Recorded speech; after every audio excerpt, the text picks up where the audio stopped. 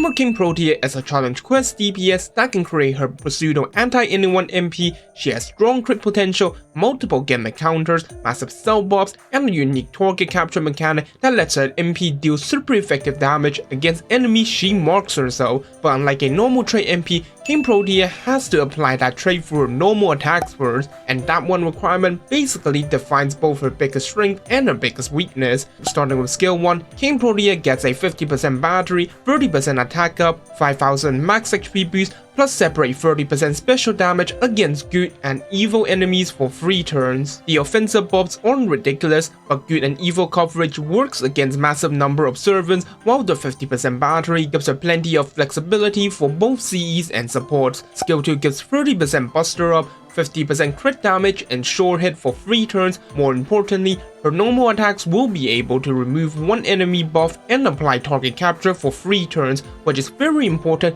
for unlocking the main damage gimmick of her MP, while the buster and crit buffs gives her another way to deal huge damage outside of it. Skill 3 gives 3 turn of debuff immunity, 3 hit invincibility, 15 stores instantly, and another 15 per turn. And for 3 turns, her buster attack also applies 10% defense down before damage. This gives her both survivability and consistent crit support, while her triple buster deck makes it easy to repeatedly stack defense down as she keeps attacking. Her AoE buster MP gives herself 10 to 30% MP damage for 3 turns based on overcharge, plus another 20% MP damage if another super large ally is on the field. It then deals 1 to 50% super effective damage against target captured enemies, applies another 20% defense down for 3 turns, and changes the field to water side. So as long as Kingprotea can attack an enemy first, she effectively creates her own pseudo anti-anyone MP against them. And this leads to her biggest strength, which is how well her damage can ramp up throughout a fight. She has a triple buster deck and a buster MP.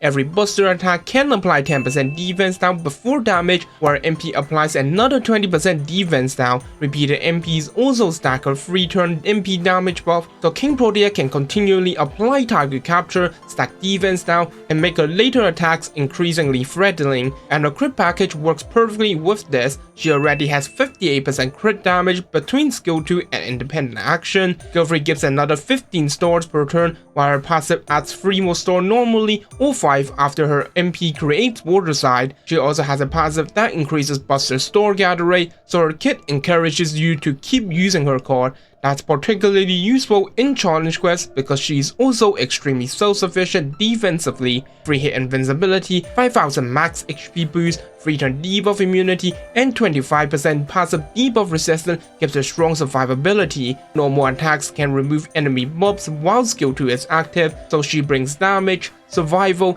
and several different gimmick counters without relying completely on her supports. Her biggest limitation is strangely her target capture. First, target capture is treated as a debuff. This means debuff immunity can block it and debuff removal can get rid of it. Second, one normal attack only marks one enemy, so if you're fighting 3 high HP enemies and only one is captured, only that enemy receives the MP's 150% super effective modifier. And finally, you actually need a Kingprotea card before using her MP. Against a boss, that's manageable because you have multiple turns to set up everything, but in farming, relying on card RNG is much less convenient than simply pressing a skill and immediately activating your damage niche. There are some team options that can help, which I'll get into in a moment. Her other farming problem is simply her class. Mooncancer offensive class advantage isn't especially common. The 50% battery absolutely means she can farm, but I wouldn't treat Kingprotea as a new buster farmer. For standard buster support, Clan Skull Light and Oberon are still the obvious choices, while Merlin works especially well for longer challenge quests, but Kingprotea can get much more interesting when you build around card manipulation. Hakuno can repeatedly reshuffle your command card as long as they have MP gauge to spend, so if Kingprotea doesn't draw a card where you needed to apply target capture or stack defense down, Hakuno gives you more chances to find one. Summer BB takes the opposite approach. Instead of searching for a new hand, once you get a good Kingprotea Protea hand, Faceless Moon can lock those cards for 3 turns, and Summer BB also has Super Large Trade, meaning she activates the addition 20% MP damage on King Protea's MP. The limitation is that Faceless Moon disappears if a party member dies or you use Command Shuffle or Order Change,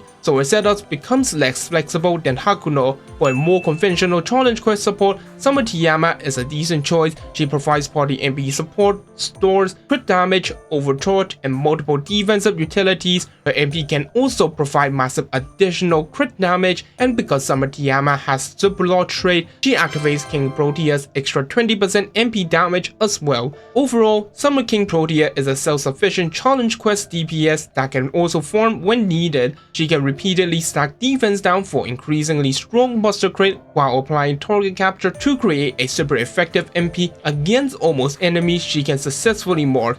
The trade-off is set up. You need her cards before the MP, target capture can be blocked or removed, and her Mooncancer class means she won't naturally have offensive advantage very often. If you also want to use her regularly for neutral farming, MP2 or more is highly recommended because her class and AoE MP naturally makes raw MP damage more important outside of target capture setups. That's everything for Summer Kingprotea. How are you planning to use her, and are you bringing her into your Chaldea? Let me know in the comments. For more FGO guides and concise server breakdowns, like and subscribe. Thanks for watching, and I'll see you in the next video.